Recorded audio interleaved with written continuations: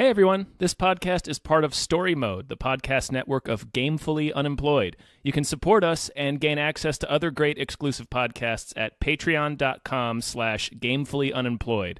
That's patreon.com/GAMEFULLY unemployed, which is spelled like it sounds.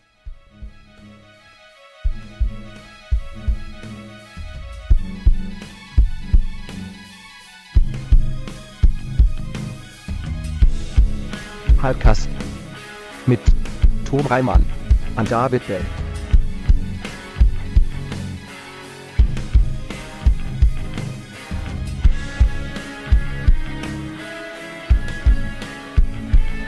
Yeah, we can dive in. Okay, sounds good. Yeah. Been thinking about these things for years, although I had a horrible experience watching, I don't know if I'm going to go back to the MCU. Oh, really? Okay, so have you... Okay, well, first of all, hi, everybody. Yeah. Welcome to Hypecast, the show where Tom normally says the intro. I'm one of your hosts, David Bell. My co-host, Tom, couldn't be here today. He had to attend to a personal matter. But luckily, I have a guest co-host. Please introduce yourself. It's me, Bridgett Greenberg. I ate Tom. She did. It's true. I watched it all happen. I ate him. It was really weird. Yeah. I know he looks tall, but I, like a snake, unhinged my jaw. Exactly. How are you? I'm good. How you been? I've been great. Had a lovely drive from West Hollywood to Pasadena. It's great. Oh, okay. Yeah. Not bad. Yeah. Not bad. It could be worse. No, it could be way worse. Yeah. But yeah, I don't know if we want to backtrack on what I said, but I just... Yeah, I want to backtrack. You started... Okay. I came in hot. We're gonna dive right into these trailers. Yeah. Because the first one is Spider-Man Far From Home. I don't know if this matters anymore, but I guess maybe I'll put a spoilers warning and like spoilers from here to here, because we can't discuss this trailer without talking about Endgame, which I assume if you watch... I did see Endgame, okay, and good. when I said I was done with the MCU, it has nothing to do with them. Okay. I was never like a super fan of it, but I just had a horrible experience because I was on the verge of a stomach flu while watching that movie. So I was sitting there in just horrible distress for 3 hours. I know what you're talking about. It was the worst movie-going experience I've ever had in my life, and I hated it, and I'll never see the movie again. And it has nothing to do with the movie. I got sick on Christmas when I was like a teenager, and I stayed up all night puking and watching reruns of The Critic. Yep. So I can't watch The Critic anymore. It's just a thing. It's just a thing. Yeah, I have PTSD from that movie. It was the most stressful experience I've ever had for 3 hours. And I sat through most of it. I got like all the way through the final battle before I'm like, I gotta go throw up right now. Oh, man. That sucks. Yeah, so I didn't see... I guess it's where I didn't see the, like, whenever they made the plan for Cap to go back. I missed that part. Okay. That's it. Okay, that's not... Yeah, you didn't miss that much. I didn't miss that much. I'm a pro vomiter. I hate that. Pro vomiter? Yeah. Moving on. I don't want that to be my title. You don't want that? Yeah, you don't want that on your business card? Yeah, that doesn't... well... As for this trailer, one of the things we were in our... We just watched about this came up too. Yeah. Is that Peter Parker sure is lucky that when he came back, all of his classmates and close personal friends also survived this, or had the snap happen to them. Right. Because otherwise they'd all be 5 years older. So right. Yeah, everybody, MJ and his best buddy there. I assume Aunt May. Although also, we don't know. We don't really know. But yeah, his buddy, whose name I will never remember. I don't. Yeah, he clearly got snapped away. He had to. Like, what does the school system do in the MCU? What is the public school nightmare? Yeah. We talked about this when we just watched like things like debt and like people who had jobs, people remarried. Like, it's a nightmare. This movie should just be about Peter Parker putting his life back together. Well, go watch The Leftovers for that. That's a fantastic show. That is? The Leftovers, the snap is pretty much what happens in The Leftovers. Okay. And The Leftovers is great. Deals with it very well. I've never watched The Leftovers. That's the HBO show, right? That's the HBO show. It's got to be Thoreau. good. It's very good. Yeah. You gotta stick through a couple episodes of the first season, the first couple episodes, but then top tier television. Okay. That's my least favorite TV show advice. And I know it's true a lot of the times, but like, you just have to bear with it. It's terrible advice, and I heard it, and it took me like a year to watch the first season. Right. And then I was all on board after that. But yeah, it took me a solid year because the first episodes are a little rough, shaky start. But then you get the snap. It's basically the drama version instead of the action movie, the Disney Marvel action movie of what happens if the population goes away. Right. I'm wondering if this is going to be like a Harry Potter situation where that we spent like 10 years on Harry Potter, and I never read the books, but I felt emotional in that last fucking movie, like, because it was just so much time. And I'm wondering if it's going to be like Fantastic Beasts now, and they're like, and now it's some more, and everybody's like, no, we want to move on. I feel like they'll be a little better off than that, just because we do know these characters. Yeah, they've done a good job at the slow transition. It's not like here's more content that we got with Harry Potter for the sake of there being more content. Like, there are stories that need to or have a purpose in continuing. Right. And they got Jake Gyllenhaal. They're whipping out the Gyllenhaal for this one. Yeah, it will be cool. I don't know. Those movies are fun. Like, he's good. Yeah. He's good at being a Spider-Man. What, Jake Gyllenhaal? No. These Tom Holland's iteration. Tom Holland. So I want a Gyllenhaal Spider-Man. Gyllenhaal. He could have done it. He could have done it. He looks enough like Tobey Maguire where if you just switch them out for 3, I wouldn't have noticed. I think if Tom was here, Tom's probably yelling at us right now. Yeah. I think Gyllenhaal might have been considered for Spider-Man at one point. That sounds right. I think for the third movie they were thinking of doing a switcheroo because they weren't sure about Tobey Maguire's contract or something like that. Yeah. This is based off very loose information, but yeah, I could see them just quietly switching out those two at that point. That would have been funny, but I feel like especially a dead goldfish, like just hoping no one would notice. Especially in 3 where Spider-Man or emo Spider-Man is essentially Donnie Darko. Yeah. It's the same character. That would have been amazing if just for his emo scenes he was Jake Gyllenhaal as Donnie Darko. Okay. I guess, man, we had a good transition from HBO to the Watchmen trailer, but we're not at the Watchmen trailer. But we can talk about let's talk about It Chapter 2. It Chapter 2. Yeah, we talked about this a little before, where I just don't like when trailers are just scenes. That bothers me. That concerns me. I get what you're saying. I did like seeing this scene because this scene in the miniseries, at least, not so much in the book from my memory of the book, but in the miniseries, it was like a big deal scene. Okay. It stuck out in my memory. It creeped me out a lot as a kid. I mean, yeah, I feel like, I don't know. I feel like they're leaning into the comedy with that naked old woman like scampering about and giving creepy looks. She's like a little golem back there. Like, she's just people have already started making like memes of it. Because it is kind of, it's both. It's one of those levels. She just gets naked. Yeah, I think the first It was like this too. The new one is that it's a level of like overt creepiness that's kind of funny. Yeah. You couldn't get around that. Like, all of a sudden, there's just a naked old lady, and she's doing the crazy It run with the limbs going. Yeah, like, that was great. She's great. If I just don't get... Jessica Chastain needed to get out of that house immediately. I feel like you're in Derry, a creepy old lady opens the door and welcomes you in so nicely. You're just like, I can't go in this house. This is definitely... Did you I assume you saw the first? Yeah. Did you see the miniseries?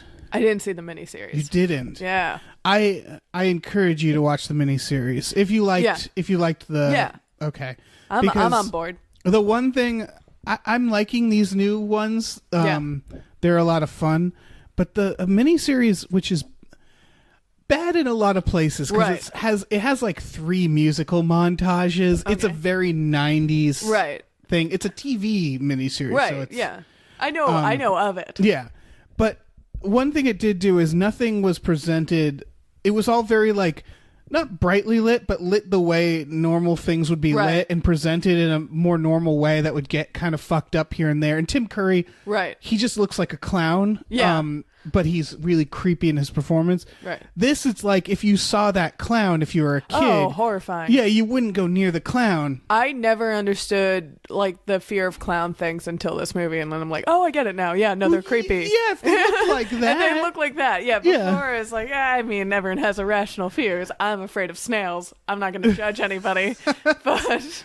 Oh, snails are great. No, they're horrifying. I had a snail aquarium briefly. One thing I learned is that they fuck like mad. Oh, there's so many of them. Oh my god, this is making you visibly uncomfortable. I hate them so much. Okay. And there's one that keeps coming. I look at a lot of animals on Instagram, and there's just this giant snail that keeps coming up on my Discover page that someone's holding like a small animal.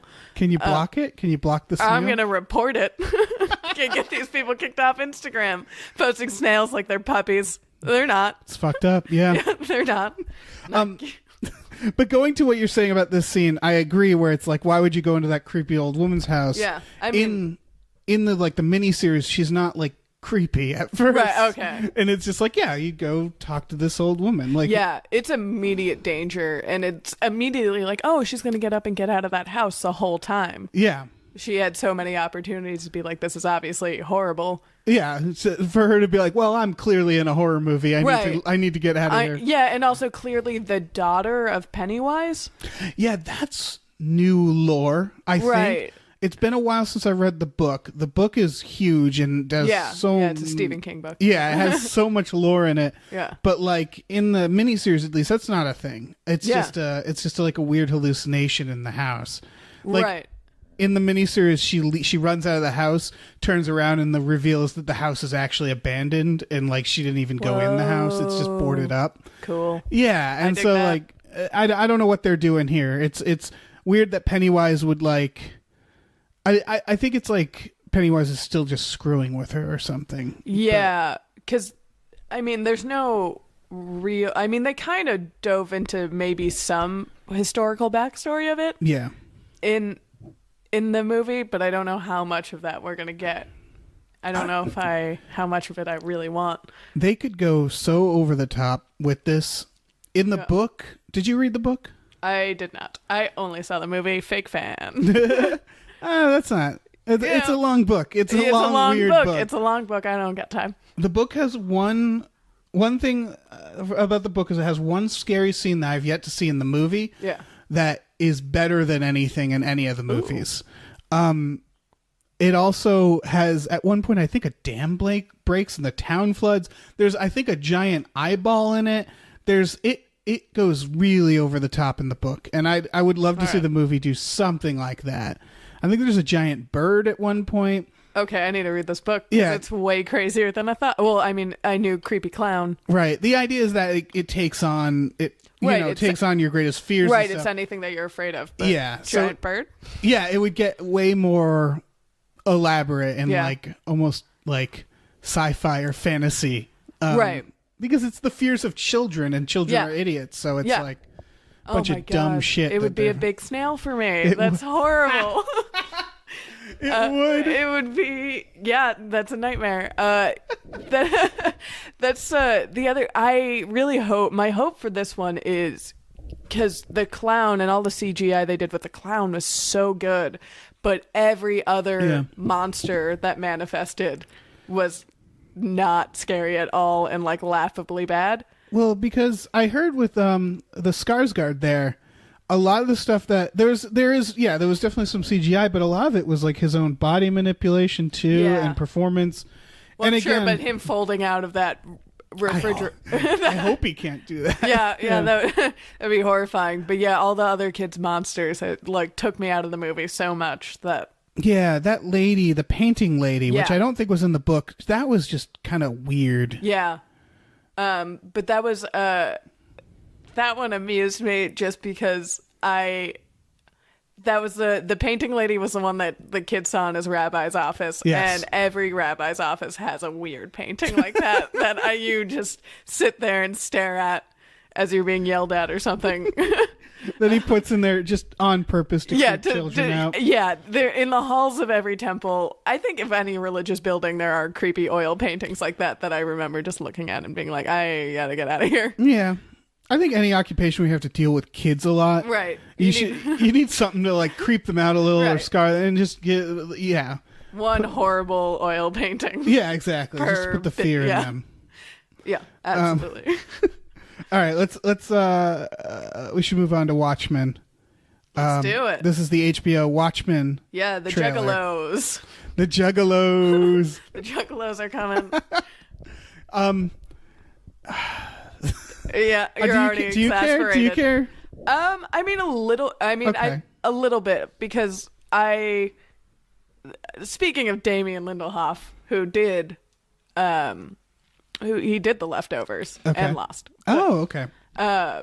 So I like his work, and I, like Yeah. the 2008-7 movie.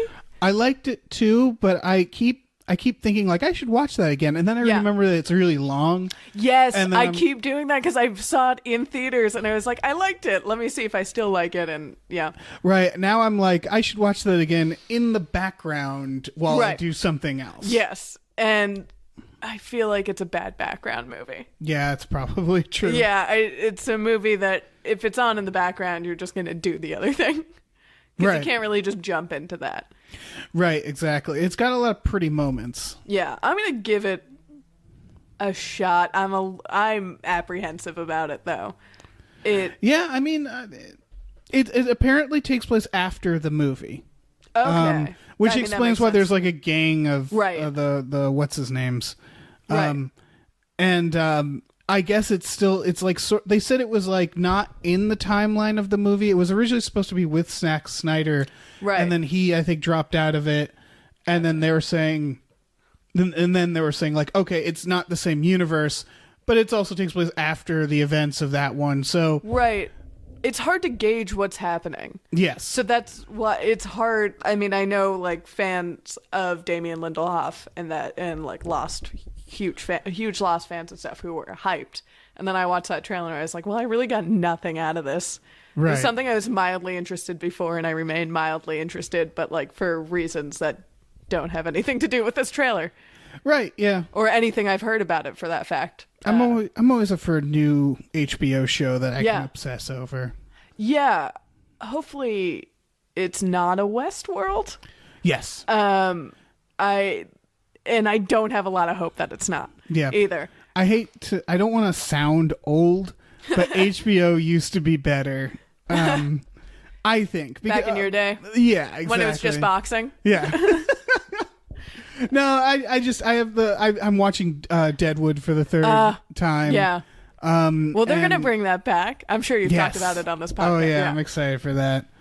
And like The Sopranos and Right. fucking was 6 Feet Under on Yeah, HBO. 6 Feet Under was HBO. And The Wire, of Yeah. course. Like they were killing it. And then I guess they still kind of are. Game of Thrones feels so It got Hypey? bigger. Yeah, it got. yeah. I mean, it's the biggest show on TV. Yeah. It, and I it, mean, it rightfully. it's earned Yeah. it. Yeah. It has. It's just there's such a cult around it. I don't even think you can call it cult. There's just like culture behind it now. Yeah. I think what it is that Westworld is it's that mystery box stuff. Right, and it's trying very hard to stay in that. And I hope if Watchmen will do that because it's in the J.J. Abrams camp, but I Right. hope it does it more authentically, I guess, than Westworld, where Westworld feels like it's trying very hard to be like mysterious and confusing and mystery boxing, Right. with no plan and no actual like motive behind any of the mystery. Right. Where I hope Watchmen can motivate any of the J.J. Abramsness of it all. Yeah, and I guess we have We have that, and then we have Game of Thrones, which is very fantasy. I think what HBO's missing is like more human stories now. Yeah. Well, they have that. Insecure is very much that, which is Issa Rae's show. They have like smaller shows. They just don't advertise them. Just don't advertise them. Yeah, like they do. Yeah, they have Veep. Veep. I need to watch Veep. Yeah, I mean, once Armando Nucci left, it wasn't the same show, but you still get, it's still jokes. Well, I've never watched any of it, so for me, it would just be great. Oh, it's great. It's just jokes. It's just like rapid fire, breakneck speed jokes. It's like 30 Rock style, or it's just... Yeah, it's a little more... there's an HBO element to it, so it's a little more like buttoned up and political humor than 30 Rock was, but it's the same like lightning speed that you have. And Julia Louis-Dreyfus is incredible. She's terrific. She's so good. It's amazing. But yeah, and The Leftovers. Leftovers. Fine, I'll watch The Leftovers. After I rewatch Deadwood. Yeah, Deadwood. I mean, they'll bring that back, and then, they have stuff. I'm prepping for Deadwood. That's what I'm doing. Because the movie's coming out. Do you know when the movie's coming out? I don't know. I'm not going to Did they release the date for that movie? I feel like that's still, I thought that was still like rumor mill. There's a trailer. There's a whole goddamn trailer. I think I'm confused between the show and the movie now. Okay. I think I haven't separated those two in my brain yet. That's fair. There's too much, Okay, let's get to the next trailer. All right. This one is going to be on Netflix. It's called I Am Mother. Oh, I loved this trailer. I am on board. Yeah. I mean, yeah, me too. I was scared. I was watching the trailer and I was like, oh, okay, so the twist is going to be that the robot's bad. And then they're like, and the robot's bad. And it was like, oh, okay, good. It feels like, well, I'm glad they got it over with early and told us in the trailer that that's what's happening. Yeah, and that we're not. That's not the twist. Yeah. Yeah. It looked really cool. It looked like the easy thing to say is Ex Machina, but like what happens when that kind of robot takes over. Right. It looks like it's like a creepy stalker movie, but it's a robot. Yeah. And I love the post-apocalypse. Hilary Swank fighting a robot. That's good. Fighting Rose Byrne as a robot. Is that who's doing the voice? Yeah, that's it. And just I don't know. She has a very good creepy robot voice. Yeah, it's very soothing. It must be really fun for an actor to get to be a robot. Like, yeah, I feel like that's so hard to play well. Yeah. I know I forget who does the voice of Hal. I know they recorded his stuff. Kubrick did basically the opposite of what Kubrick normally does. Is he like had him wear slippers and put his feet up and be as relaxed and like cool as possible because he was playing a sociopath robot. Right. So everything he says is so like relaxed and cool while he's murdering them. Interesting. It makes sense. Oh man, he was madman. He was a monster. Kubrick, right? Yeah.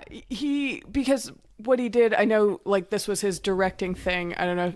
You've probably heard this story where he just makes actors say their lines a million times over and over again, so they dissociate with the words. Oh God! So they can't.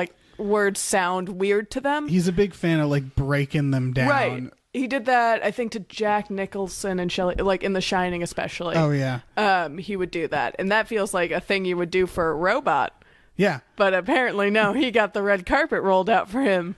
That's why one of my favorites of his is Eyes Wide Shut, only because that movie is such a weird thing to exist. Because it's Tom Cruise and Nicole Kidman.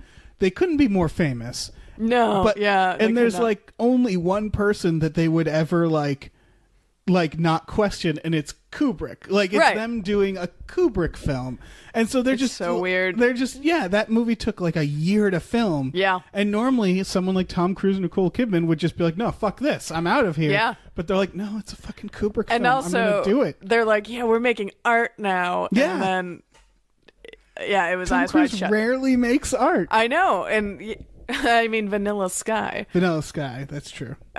Unironically, love that movie. Did you ever see the original? Oh, the Open Spanish Your Eyes? version? Yeah. No, I did not, but I've read a lot about it. They're both very, very good. Like, that's one of the few, like, remakes where I was like, and originals where I was like, I like both of them. They are both delightful films. I'm glad, because Vanilla Sky gets a lot of heat, and I don't think it deserves it. Yeah. It's a good movie. Every now and then, Tom Cruise will be like, I think I'll act. Yeah. And then he'll do something like that. Even his acting is very weird, though. It's still, there's something unhinged about him that you can't shake. Yeah. I mean, that's maybe why you should see the original, is because what I found interesting was the lead actor in the original kind of just like Tom Cruise. Really? Yeah, and so like it actually made sense when they're like, who are we going to cast for this role? Huh. It's supposed to be kind of like a pretty boy, like right? Tom It's a Cruise. Pretty vain douchey guy. Yeah, and it works so well. Yeah, Penelope Cruz is still also in it, right? Yeah. Because they were like, who do we cast? And they're like, well, she was fucking perfect. She's in the great. original. Yeah, she can sell tickets in America too. We just need a Kurt Russell in here, and we're all set. That's crazy. They need to recast Kurt Russell. Yeah. Cast him in everything. Cast Kurt Russell. So yeah, that's I Am Mother. That is okay. I don't have much to say about this just because I know nothing about it. Exactly. I looked up the director. It's a new director. Right. There's not much, but it looks really cool. I'm on board for that. Any version where, it's a mix of how sci-fi and robots, AI mixes with humans is the interesting version of it to me. Right. And this seems like that. So I'm on board. Yeah. I like this trailer. Yeah, it's on Netflix. It'll be free and it's just like, I'll fucking watch a sci-fi. I'll sit down. What? Well, because Netflix tends to get real out there with their sci-fi. Right. Sometimes. And this seems like a little bit more down to earth and reeled in for them. Yeah, a little bit. They definitely, at least so far with their sci-fi, they haven't had much good sci-fi. No, not at all. But I think they know that like people will just fucking watch it because again, it's not technically free, but it's like here's another sci-fi. Right, you have it. Yeah. I think of people like my father will watch every single sci-fi thing that's offered to him, even like these cheap weird things. Right. Because there's just certain people who are like, fuck it. I do that with horror where it's just like, if it's on, you'll give it a shot. Well, they had that sci-fi movie that they spent $700 million on and no one watched.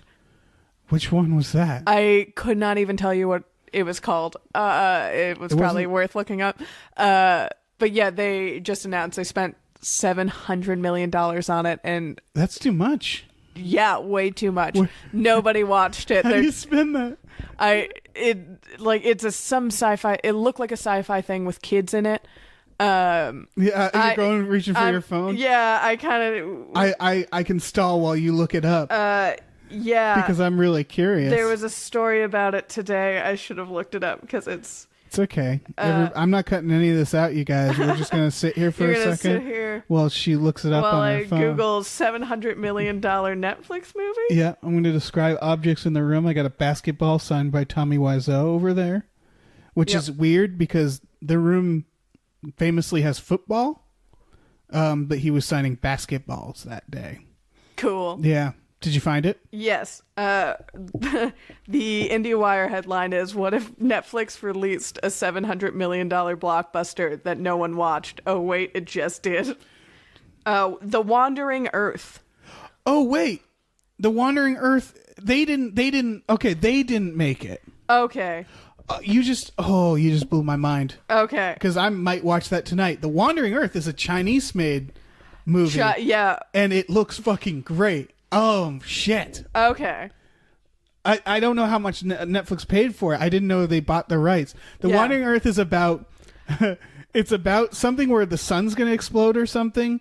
So we build a bunch of rockets and literally push the Earth to a new fucking solar system. Wow, that's dumb. Yeah, I'm so excited. It was a Chinese production company. Okay. Yeah, I saw think it was theatrical run there. It's like it was a big fucking investment. That headline, because that was a thing where I read the headline and not the article, so it was a little bit of fair.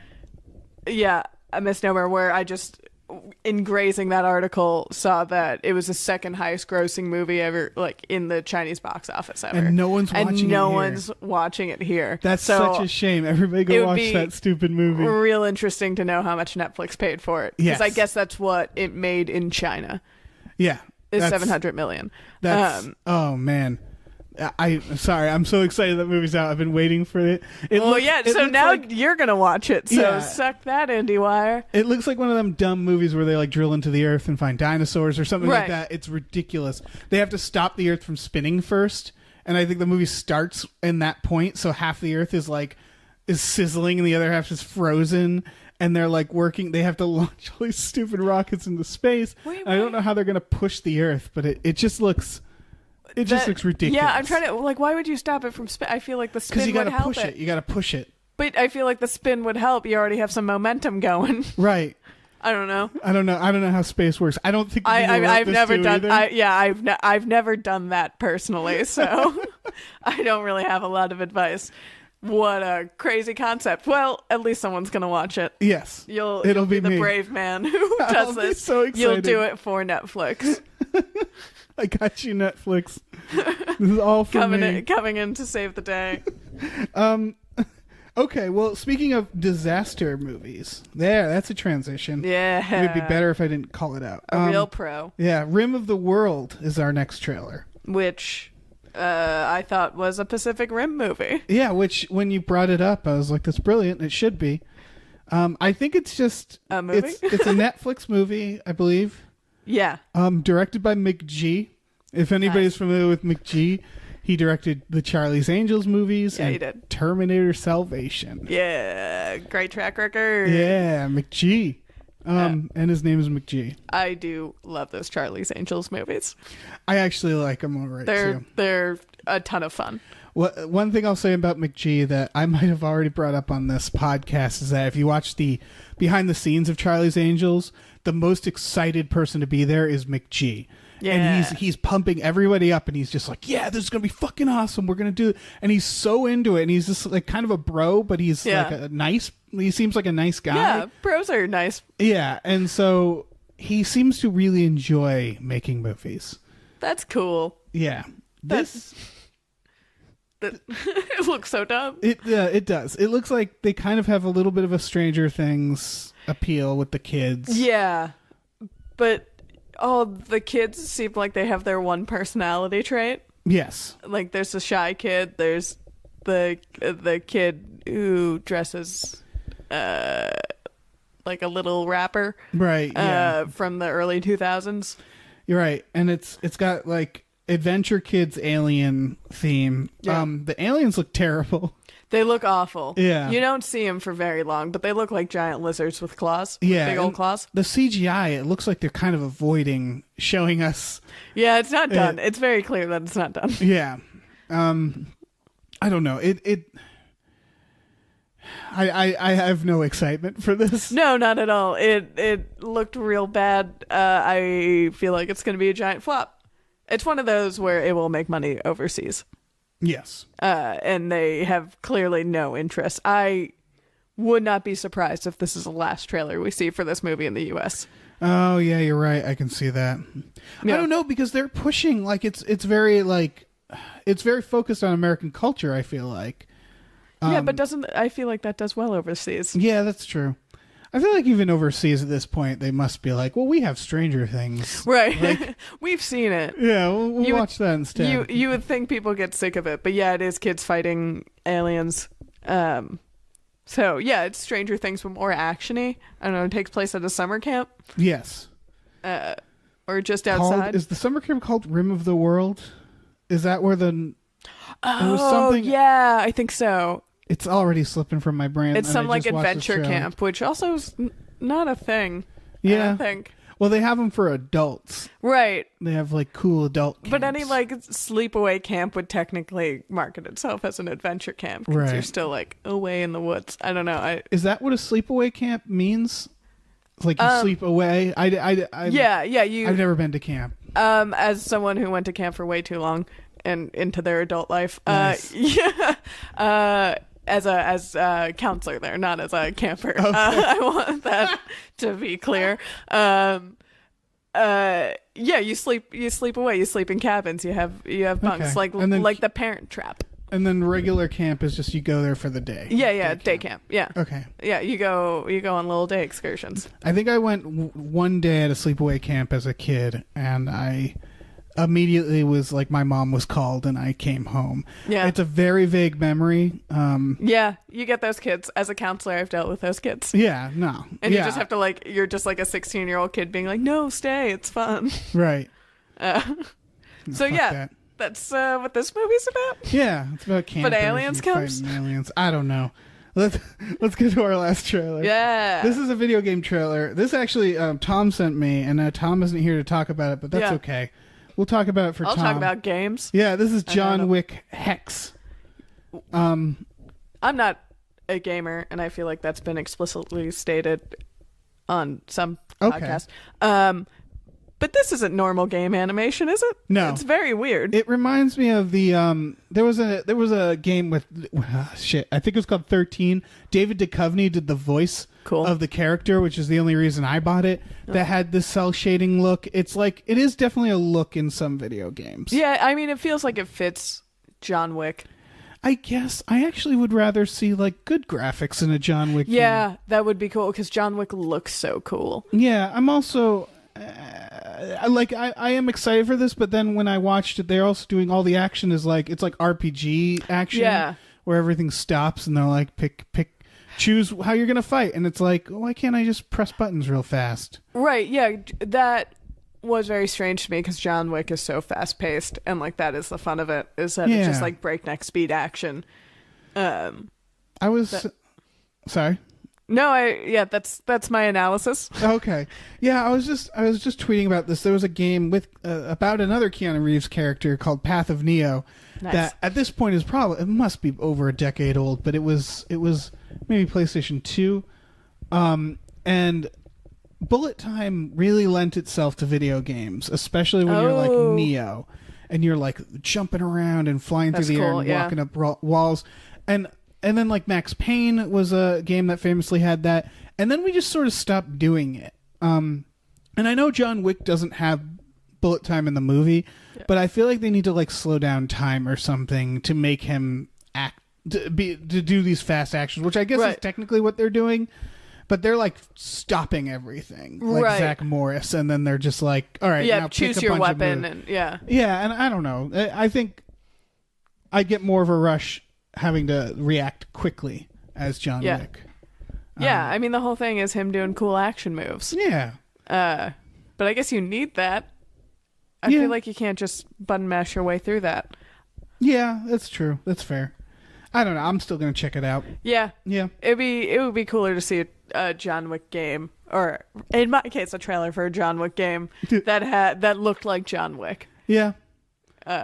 But I was like very taken by this animation style because I had not seen that before, and it looked very strange to me. It's kind of neat. There's a little bit of this. There's a VR game called Super Hot. That's what that has that style. Not too. specifically that, but okay, that's what I was like. I've seen this and I couldn't place it, but it's a VR. Have you played Super Hot? I've not played Super Hot, but I've done a couple like VR experienced things, and I have Super Hot. It's a lot of fun. I feel like if you don't play video games, you would like VR more because it's way more active and it's like. Yeah, I just watched a bunch of like VR movies. Okay. Essentially, which Some of those are great. Yeah, it's seeing storytelling in VR is really fascinating to see come up. But a lot of it was animated like that. Right. A lot of the stories had a similar animation style, and I was like, "What does this look like?" And I'm connecting the dots now. I feel like for VR, it's mostly because I assume I don't know anything about making games. But I assume it's really hard to make good graphic VR still. Oh, yeah. I mean, it's come so far already. Yeah. But I feel like, you're very limited in what you can do and use. Yeah. All right. Well, let's move on to the news stories. Let's do it. Our news stories portion, we have a couple here. This first one is, I don't know if it's big news, but the Russo brothers, There was some interview where they implied or said that one of the Avengers characters is secretly gay. I saw it all over Twitter, which is why I put it on here. It seems like in the interview, they just sort of like, it's like very like, it's not like a big, they're not making it out to be a big announcement. And Kevin Feige apparently said this earlier before Endgame that there are 2 gay characters that are coming up. One of them we now know is like a random dude. Right, the dude in the group. yeah. And I kind of feel like the other one will be that too. Like it's something. It was like I don't want to click on the link, but like the interview was something like them saying to them like, "Oh, is there anybody else who might be gay?" And they say something like, "That's our first openly gay character," and they're like, "What about secretly gay?" And they're like, "Oh, I don't want to talk about that." And then they were like, that became the headline: one of the Avengers is secretly gay. I feel like, and I don't, talking into a microphone in 2019 is hard. I don't want to tell people. I feel like it's more offensive that you're making it a story than it is. Like, I feel like just do the thing and it will be cool and normal. Like, and people will have that as an icon, but like, stop making this a story. Just do it or don't do it. Or, I mean, preferably do it, because there should be a gay superhero. But yeah, exactly. There should 100% be more like LGBT like role models. Yeah. But they don't have to do this like crazy victory lap thing. for this. Like, so far it's just one random character. Right, you're making it weird by doing this so much. Like, it's normal and cool and should happen, but like, you're making it weird by talking about it. Weird example. The remake of Poseidon, which was in like 2006. Richard the one Dreyfuss, with Fergie. Yeah, Richard Dreyfuss plays a suicidal man who is, I think, going through a divorce, and it's sort of like very briefly mentioned that he's married to another man, but they don't do anything with that. They're just like, yeah, this character's gay. We're moving on. Yeah, it more of that would be nice. It's because that's strange. how the world works. Yeah, exactly. Because that's how the world works. I mean, in most parts of the, Marvel seems like nervous about it or something. Yeah, it's like very clearly a weird studio note that comes from like the top titans who run Disney or whatever. But I don't. It's really frustrating that it's like, just do it or don't do it. Also, isn't Valkyrie canonically gay? Oh, you're right. It is Valkyrie. Sorry, I was also like, because if this is true, and it was suddenly like a mystery. I was like, okay, well, which you gotta character narrow could it down. be gay? And most of them are in relationships, and it's like, okay, well, if we're not saying bi, then like these people, they've already clearly are straight, and like, and so then I was thinking like a Captain Marvel, Falcon. Right. I mean, and then I forgot a Valkyrie, who is, like you said, they cut out the fact that she was gay. In the It's also clear it's probably her. It's probably her because all the Valkyries are gay, from what I understand of the comic. Well, because it's Wonder Woman rules where they just hang out with women. So they're all banging. Yeah. Right. They're all having a great time. I mean, it was also very clear that in some version of Captain Marvel, she was gay, and then it got taken out as a studio note. Oh, okay. It just read that way to me when I watched that movie. Well, that lady, right? They seem to have some sort of intimate relationship. Yeah. It felt like, which could be a friendship. But it felt like there was something there that could have been there. Yeah, there was just like a chemistry that I feel like was played into. And I just remember there was a line in the movie where her friend was like, "Yeah, you woke me up in the middle of the night," and everyone's like, "This is it." Right. And then she's like, "You knocked on my door," and it was like, oh, "That was come on." Yeah. But yeah, I feel like it's Valkyrie because they kind of threw the Thor thing to her. Right. Also.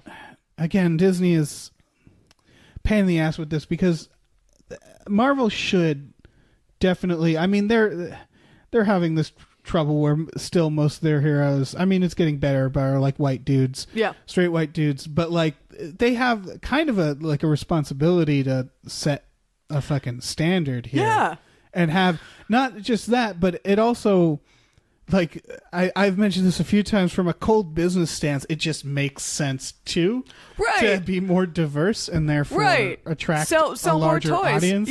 Yeah. Sell toys to gay kids. Yeah, exactly. You'd make a lot of money. You would. Yeah. Just do it, Disney. don't Come even on. do it because it's right. Do it because you can make money off of it. Just do it. Yeah, just do for it. whatever reason. Just do it. Fuck's sake. It's not a big deal. Yeah, they don't have to tease these things. Yeah. Like, oh, maybe we'll have a gay character coming out. Right, Wouldn't that be great? And it's like, fuck's sake. You're turning people away by doing that because it's so goddamn annoying. Yeah. Okay. So let's stop being those people. Yeah. Let's talk about the Avatar sequels. Yeah. On the subject of Disney, the Avatar sequels are being pushed back a few more years. Why? Okay. Yeah. Sure. I got a push notification about this on like my Apple News app that said, "Sorry, Avatar fans, you're gonna have to wait a couple of years." And I was like, Who? Avatar fans? Who are you talking to? No one cares. This is like these movies won't come out, and it's fine. This is like a friend talking about a novel they've been working on for like 10 years, and at a certain point, you're just like, I can't wait to read it, man. Sure. Yeah. Like, it's like, who gives a shit? They were 10 years too late when they announced these movies. Right. James Cameron, just shut up. With your annoying Marvel, like, congratulations to Marvel for topping the Titanic. Oh yeah, well they've done that for ages now. Apparently, I know. It's annoying. Yeah, and James Cameron, no one cares about your bad movies. It was also the Titanic one because he tweeted that because they've done the thing where they make a little Photoshop or back in the day it was a drawing of like one movie beating up another. Yeah, and this was a weird one to watch Avengers beat up the Titanic. By being the iceberg? Yeah, and it was just like, I feel like... Graphically, like, looked horrible. Yeah, also, like, with a time machine, if I brought that back to a certain point, people would be like, what the fuck? Yeah. Like, it's just... It also looks like the Titanic is beating the Avengers because it looks like it's pushing the A down into the ocean. Right. To me, I didn't. Yeah, it looks. Yeah, it does. It looks like that's what. It looks like it was drowning it. What because there you see the ocean under the bottom of the A, so you're like, yeah, it's just gonna sink. Maybe he was so confident Avengers wouldn't beat Titanic that he actually originally made that as like a victory. Right, and he's post. Like, it still works. Yeah. Yeah, exactly. No need to change it. It's like the Avengers is saving the Titanic in that. It's like I don't know. Yeah. It's all weird. It's all bad, and you're still using your bad serif font. What really bugs me is that they've been teasing for years, and it's still just rumors that they're going to do finally a 4K restoration. It was Blu-ray at one point of True Lies and The Abyss, which are both neither of which are out. At this point, you can't. True Lies is barely on streaming, and the only version of it that you can get is an old DVD. It's not even on Blu-ray. Because James Cameron insists on supervising all the transfers. Oh, get over yourself. Exactly. And it's been bugging the hell out of me because it's like True Lies is one of his best action movies. Yeah. And he's like, no, I gotta do some more Avatars. And it's like, motherfucker, just go fix True Lies. Yeah, fix True Lies. Fix fucking The Abyss. Then we'll talk about fucking Avatar. I'll give you my money if you do those two things. Yeah. I won't give you my money for Avatar because I don't give a shit. Yeah. It's not a good movie. And I think it's boring as shit and it's super long. Yeah. I wonder if the reason it's getting pushed back is, do you think Disney is even into this? I'm imagining I've been imagining like James Cameron from the start, them being like, I don't know, and he's like, it's okay, I'll pay for it, and him just like calling Disney every week, like, got a little more Avatar done. They're like, that's great, man. I feel like they just have an accounting code that at Disney that's just like, yeah, just keep coding it to Avatar, and it's just like an endless money pit that they're just letting run up. Like, there's no cap to it. They're like, yeah, just whatever you want to do. Yeah, make your movie, whatever. Yeah. You've put in enough. I would not be surprised if this was all a money laundering scheme of some sort. If like one day James Cameron just gets arrested and they're like, there was no Avatar 2? Are you kidding me? Yeah, just all these checks that he's paying out aren't cash clearing all of a sudden. Because Disney's like, you're still making those 20 years later? Yeah. And 2 still hasn't come out. I feel like, not even your parent company cares if you're making these movies or not. Yeah. It really feels that way. They're like, yeah, do it or don't do it. We'll find a way to make our return. Yeah. All right. Well, speaking of Disney, we just got news that Disney is cutting Fox's film releases in half. Oh my god, ruthless. Yeah, it's Just fucking ruthless. Someone needs to step in here. I'm cursing a lot. Do you care? No. Oh, Okay. fuck no. Okay. Are you kidding me? Just making sure. Oh yeah, no. We don't. Yeah. I mean, of course they are.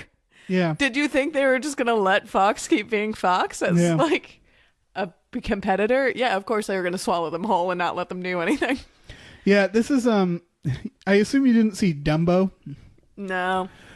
We had to watch it, me and Tom, for I a kind podcast. of wanted to, just because, I'm a fan of cute things. Yeah, it's needlessly sad. It's one of those where the people in it act irrationally evil, and you're just like, fuck this.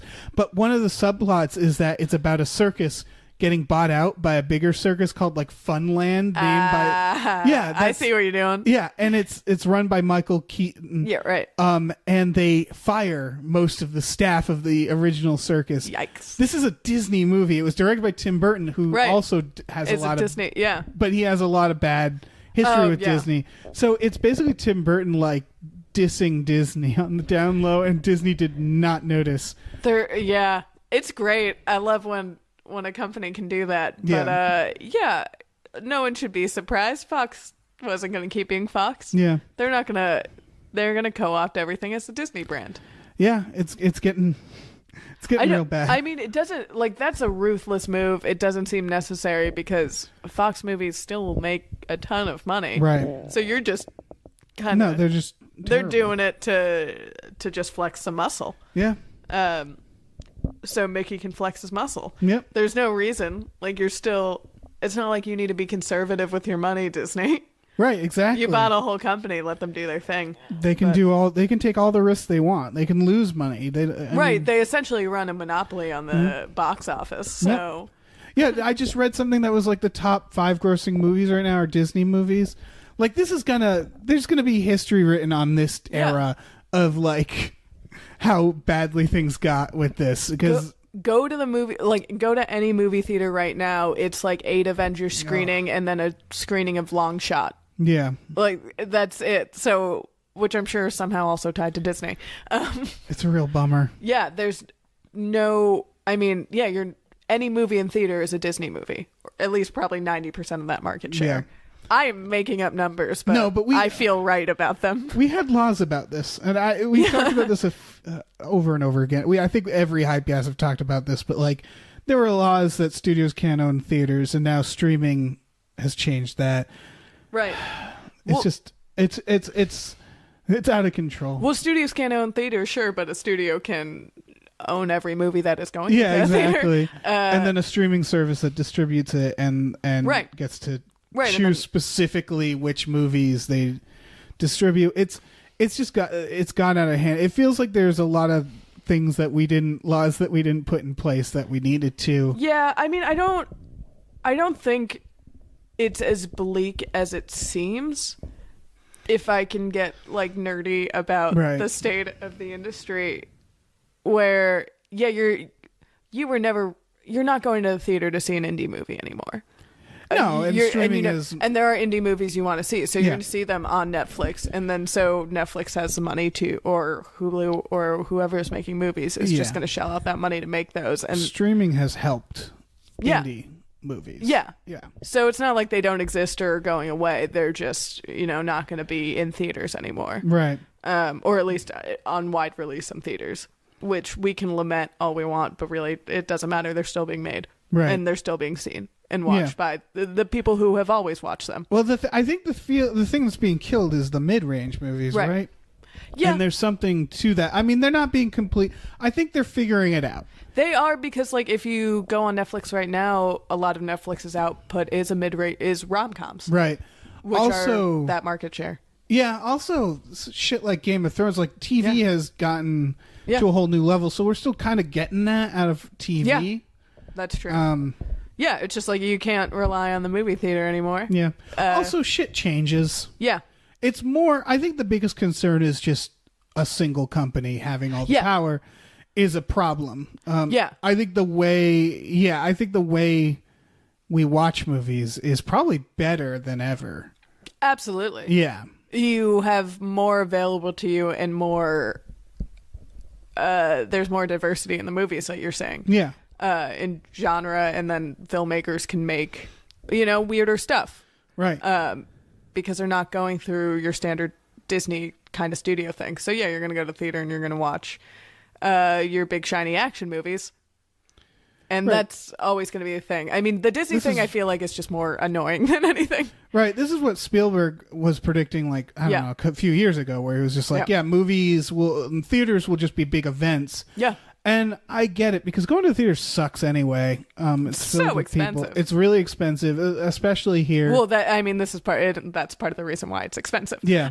And there is definitely, whenever we just watched, sometimes we'll go see Avengers, but other times we'll watch like a shitty horror movie, like Winchester or something. Yeah. And there's nothing worse than having to pay $20 to sit in like the giant Dolby theater of AMC to watch fucking Winchester. Yeah, it's like, that sucks. Yeah, and it's like, this should be straight to streaming. If I'm going to a movie now, it's because it's a movie that culturally I feel that I need to see or want to see. Or it's a movie where I'm like, I'm going to get super stoned and go see that. Oh, yeah. Like Detective Pikachu. Oh, yeah. Those are the two. Movie. Yeah. Those are the two movies I venture out into theaters for. Or early screenings. I saw an early screening of Booksmart in a theater. Oh, how is it? Oh, it's so good. It looks so good. It was so funny. It's at like 100% on Rotten Tomatoes, I think. Everyone go watch it the minute you can. I can't wait to see it again. It's very, very funny. I'm excited for that. That's next weekend it comes out? I think so. I know there's a weekend coming out. There's like 4 movies I want to see. Yeah, Booksmart is, it's great. Billy Lord is so funny. Yeah, it's, all the actresses are very, very funny in it. Very excited for that one. Yeah, I don't want to overhype it, but good, solid film. Yeah. So yeah, no one go see that in theaters. Go support Booksmart. Support Booksmart. Yeah. All right, let's move on to our final news story, which is such a bummer. Yeah. Oh, well, yeah. It's all right. It's just like, this is a thing I've been seeing again on Twitter where it just feels like a dream. Mel Gibson is apparently playing like a mean Santa Claus in a movie called Fat Man. Hasn't this happened? Didn't we? It's not like it's not even a dream. It's a thing that has happened. It happened with an actor who was way less anti-Semitic. Yeah, we had it already. I've probably. Again, I've said this before. I've had this opinion for a while. For everyone who thinks like there's a conspiracy of Jews running Hollywood, we're still letting Mel Gibson make movies. Yes. If that were true, that for damn sure wouldn't happen. It's so weird. Why? I don't know. Why? He's still in. He's in that movie Dragged Across Concrete, which I'm really conflicted on. Because, I would love to see him get dragged across concrete. Well, it's the director of. Did you ever see Bone Tomahawk? Oh. Yeah, and so Brawl in Cell Block something. Why can't I think of the number? Oh, that's gonna bug the crap out of me. The point is that this director kind of makes good movies, and then he's made this movie with Mel Gibson, and it's almost 3 hours long, and it was like, you're really asking for a lot, man. I don't want to watch a 3-hour Mel Gibson movie. I don't want to watch Braveheart, but why? Yeah. Just stop putting him in movies. It's really easy. There are a million Mel Gibson types. Yeah. I don't understand why we're doing this, and I don't why know. say like, oh my god. There's something there. Like Jodie Foster defended him, Danny Glover defended him. Like people who've worked with him seem to defend him a lot. That anti-Semite's a nice guy. Yeah, exactly. It's really weird. I think he's very embedded in the industry in some way. I mean, he was like the dude in the 90s. He was the dude. In the late 90s. So, yeah, I'm sure he's made a lot of buddies, and that's why he keeps getting movies. Right. But we're all set. But we don't, like, especially this, like, maybe, make another... money. He has enough money. Or, like, if you're going to do a movie, make another The Patriot or something at least good. Like, the movies he keeps getting put in are bad, too. Yeah, this just seems... I don't know what this is. Not defending him, not like if he made a good movie, all is forgiven, but he's been making some indie films too, I saw, but like, oh right,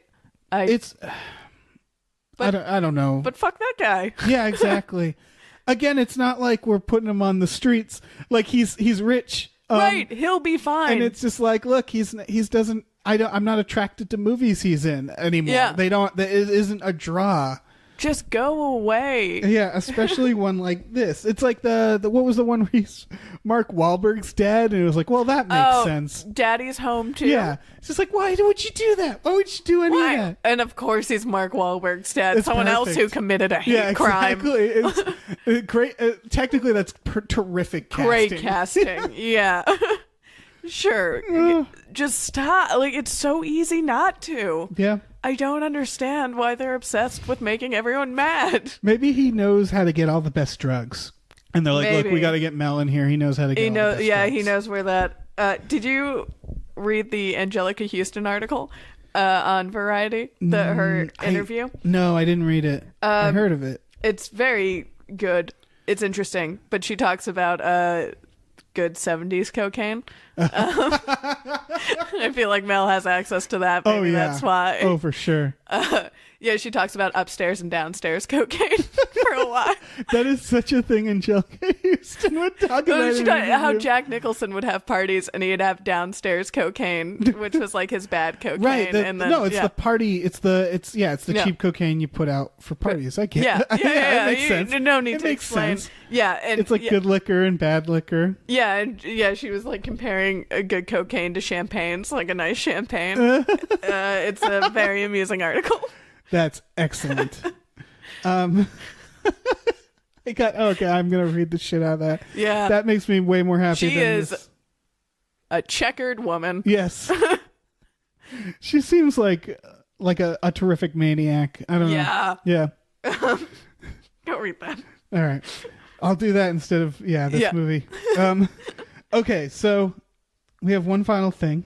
Yeah, which is a movie that deserves more hype. Yes, this is me pitching a movie that I haven't seen that much attention for, but more people should be interested in. It looks super cool. Yes, guys, this is called The Lodge. If you're a horror geek, you probably already know. It's got an 81% on Rotten Tomatoes. I don't have a release date yet. The big catch. Sorry, I just looked in the link, and did I give you the trailer link for this? I found it. You found it, yeah. Because I'm sorry, I'm looking at the Google Doc, and I gave the link to our Twitch channel instead of the actual trailer. I watched a blank Twitch screen for like 30 seconds, but sorry, I figured it out. Sorry, no, it's cool. You're just plugging me. Yeah, this trailer had like when I caught it, it had like 50,000 views, which isn't much. Yeah. It's all right. This is why the big reason why it deserves hype is the directors of Goodnight Mommy. Did you see that movie? I did not. I personally did not like Goodnight Mommy. Okay. But to be objective, a lot of people did. It has a very high rating on Rotten Tomatoes. It's right there with the Babadook. It follows like when those movies were coming out and we were realizing like we could have more slow burn horror. Yeah. Now we're kind of doing more and more.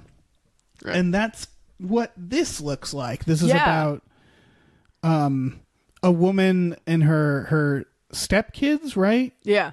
Who are at a lodge, and the father has to go somewhere, and they wake up. He's got to go. He's just got to go. He's got to bounce, yeah. It's a snowy lodge, and they wake up, and there's no food, and there's no supplies or like clothes or anything suddenly.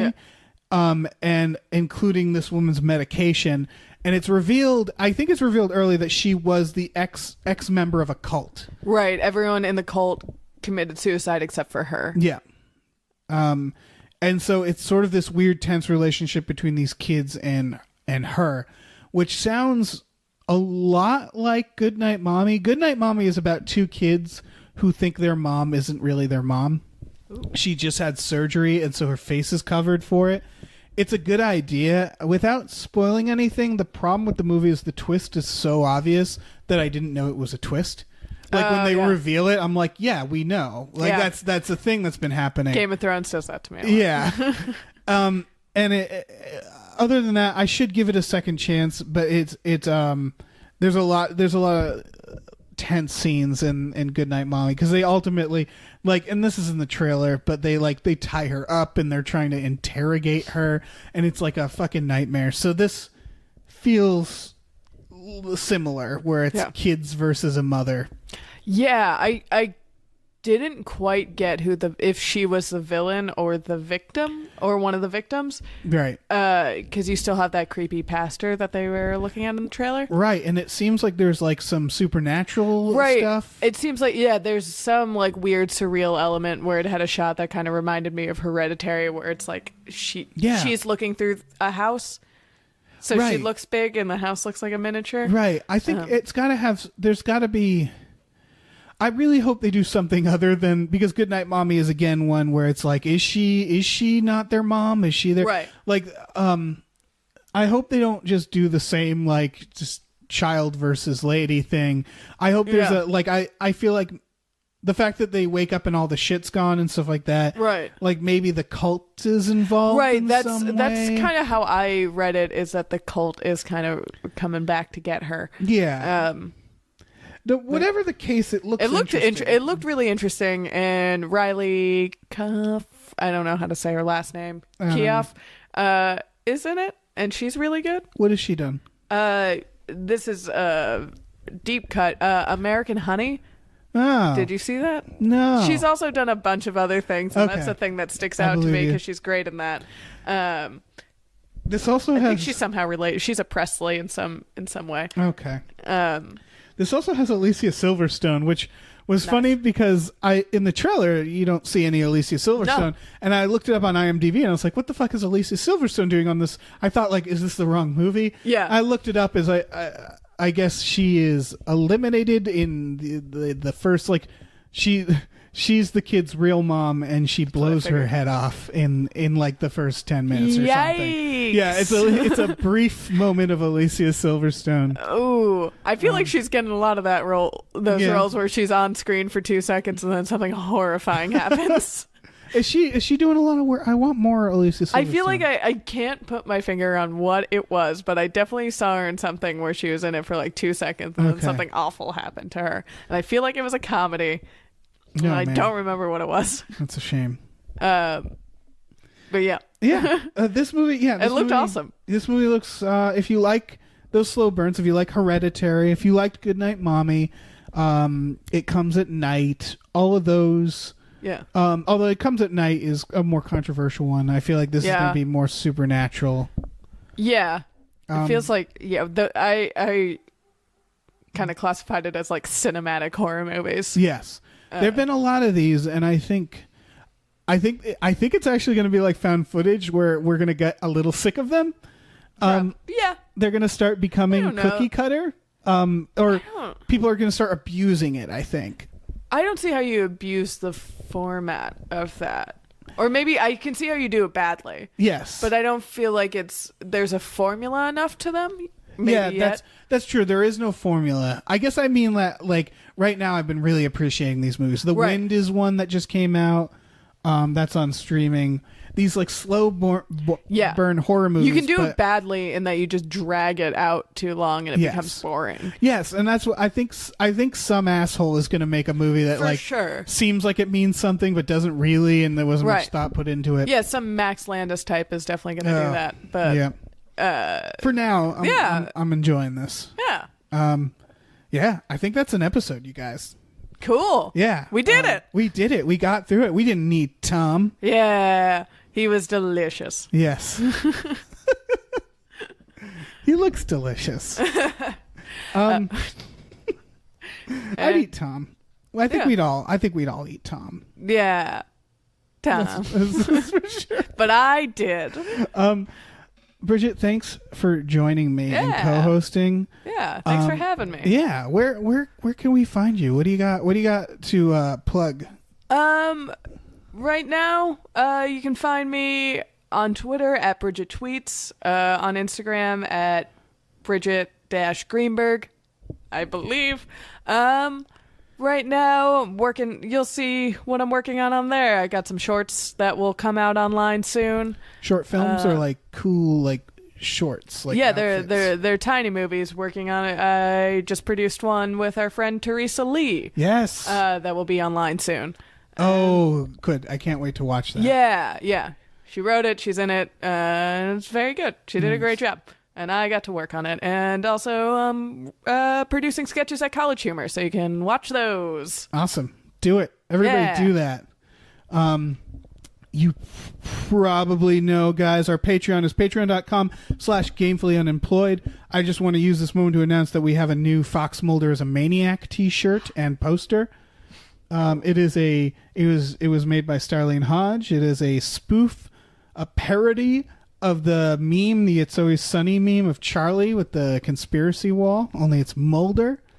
It's great. Pretty delightful. It is great. Yeah. I am a bad plugger and forgot to plug my plugs. 2 more plugs. I am horrible and forgot that I also have a podcast that you can Yes. yeah, I forgot about it. Head over to the sister Patreon of this one, Small Beans, and listen to Rough Stuff and What Dinosaur Real Good. They're both very excellent. Thank you. Yes. Well, thanks for listening, everybody. Yeah, thanks. Yeah, okay. Bye.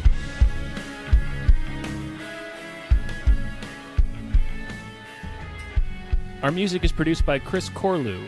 Follow him on Twitter at @thecorlew, Corlew, and find more music at shipwreckedsailor.bandcamp.com. Our artwork is produced by Justin Brown. You can follow him on Twitter at @JustinTBrown, and find more of his artwork at artnessbyjustinbrown.com and justinbrown.info.